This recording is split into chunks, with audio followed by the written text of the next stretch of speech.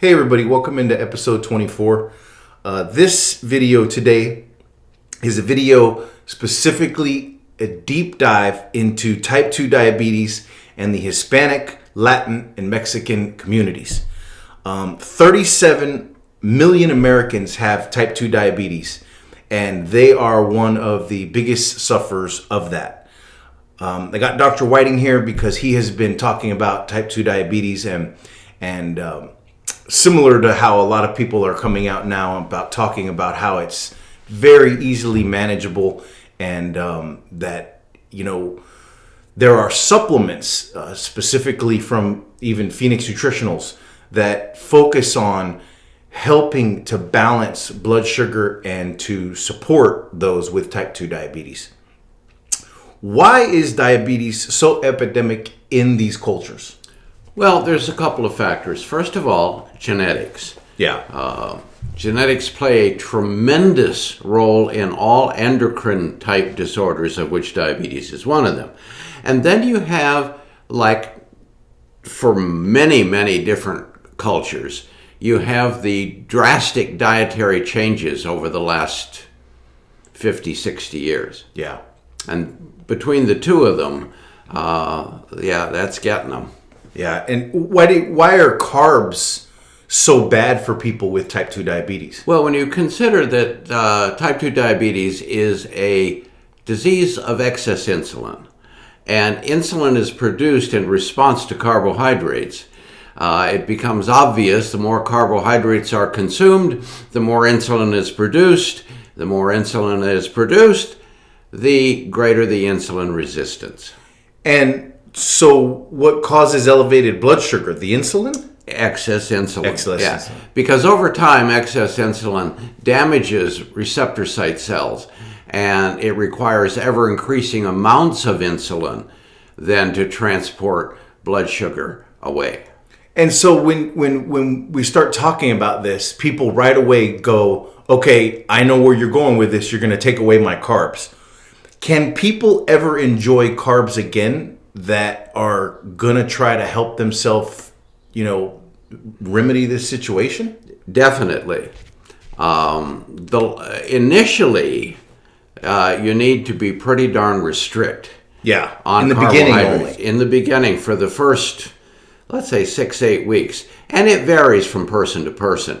But as your blood sugar and insulin levels normalize, you will be able to enjoy these things probably more sporadically than you did before, but yes, definitely.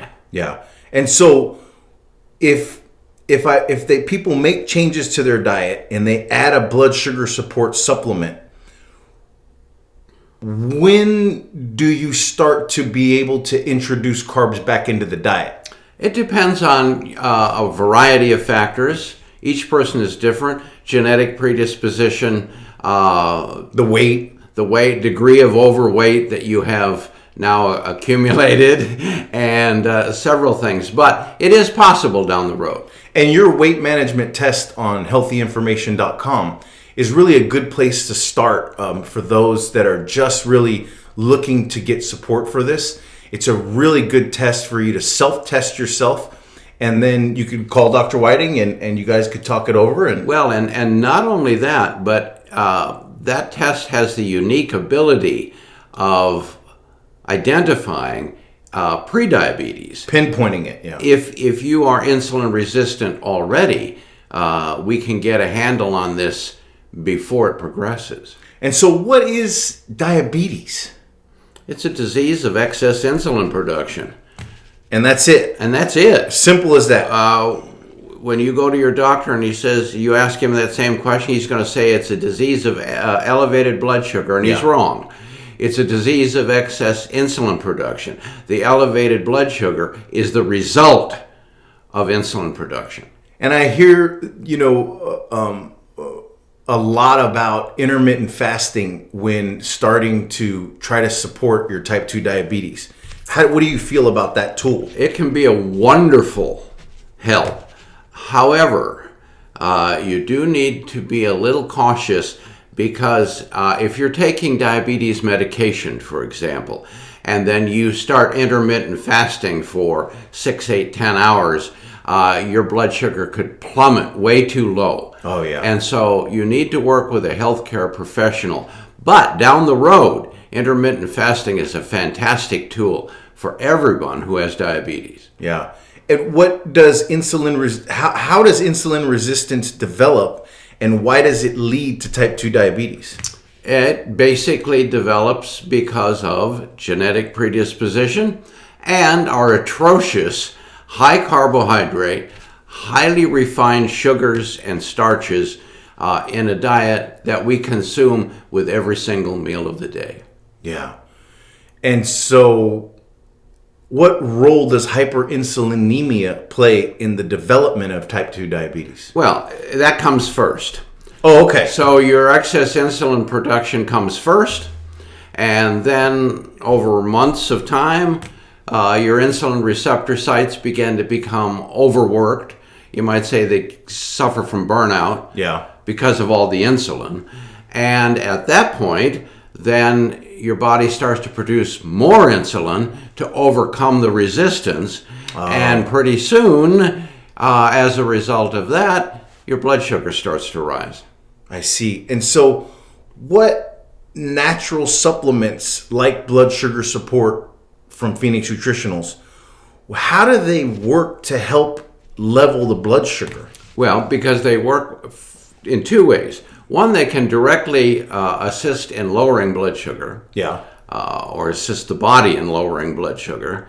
And two, they can help to lower insulin levels by increasing insulin receptor site function.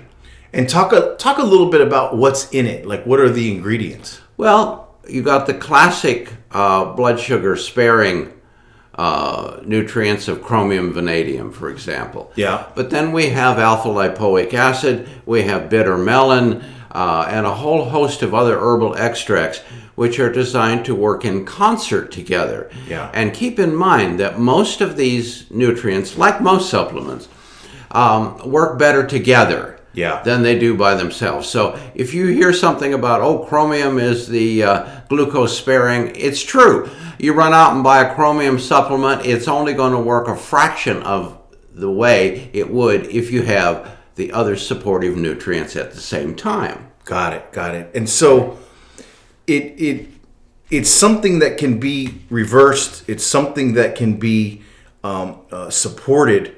What foods, like I saw one of the examples was, will I ever be able to eat tortillas, rice, and beans if I have diabetes again? And I know that sounds kind of funny, but that's actually one of the top Googled questions about type 2 diabetes for Hispanic, Latin, Mexican cultures, communities. Well, that's their staple. That's what they're used to. It's Yeah. like, it's like taking candy from a baby. I mean, you don't do that willingly, Yeah, and you will be able to eat those things again. Yes, you definitely will. Maybe not into the extent and the frequency that you did, but yes, the longer you're on a program to lower insulin, the more you can be flexible. Let's put it that way. Yeah, I mean, you helped me lose 60 pounds, and I love tortillas, beans, and rice too. So that's, it's... Can be done. Yeah, it can. Another big question is, can I still eat fruit, and which ones are the best fruits? Yes. Initially, most fruits will be off limits for the first couple of months. Yeah. But even during that period of time, you can eat berries. Strawberries, blueberries, blackberries. They're very low in glycemic index and very low in fructose sugar because they're high in fiber. And how much exercise does a person need to do when trying to get support for type 2 diabetes? As far as insulin resistance and blood sugar, 30 minutes 3 or 4 times a week. You don't have to run marathons. And there are also some people with mobility issues that you've talked about, that you've actually helped completely support their type 2 diabetes without any exercise. Correct. Exercise that means you have to is hit an the option. You have to hit the diet harder. Yes, you have to be a bit more strict, but it certainly can be done. And is drinking alcohol okay with people with type 2 diabetes? Technically, yes. Oh. And I have to clarify that. Alcohol contains no carbohydrates and no sugar. Yeah. Okay? It's what you mix with it. Yeah. All the sweet sodas, the fruit juices, those have to go. Yeah. But alcohol itself, in moderation, shouldn't disturb insulin levels very much at all. And so using carbs as the thing to attack, lowering the carbs is usually the right way to get started. Absolutely. It's the only way. You just have to bite the bullet and get it done. And realize that in a few weeks, you'll be much healthier. You'll probably have normal blood sugar and insulin levels, and you're going to have more energy, you're going to sleep better, and by then, it'll be worth it. Now, when you start out, you're going to think, gosh, is this really worth it? But trust me, it is. Yeah. And how does stress affect blood sugar? Stress affects every metabolic function in the human body, and endocrine function is no different. I have known type 2 diabetics that were completely controlled through diet, exercise, and supplements go through a period of severe stress, and it comes back. And this is because insulin is an endocrine hormone, and it responds in conjunction with your adrenal glands, which are the stress glands. And so they all work together. When cortisol rises, insulin rises, everybody gets excited.